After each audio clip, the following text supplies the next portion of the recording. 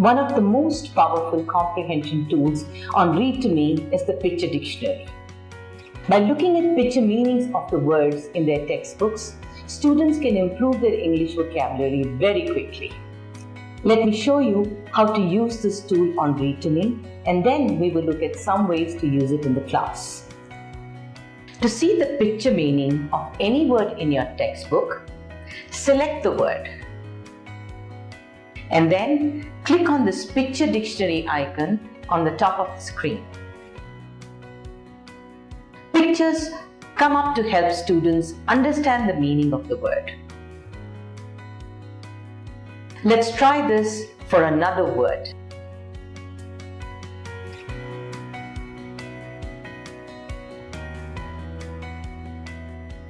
In this case, the chosen word has more than one meaning. T-E-A-R can mean to tear something. It can also mean a teardrop. You will see that multiple picture meanings are displayed. You can explain the meaning that is relevant to the chapter. Let us now take a look at the picture dictionary being used in a classroom. Now, what is the meaning of washed? Okay, let's take a look at it in the picture dictionary.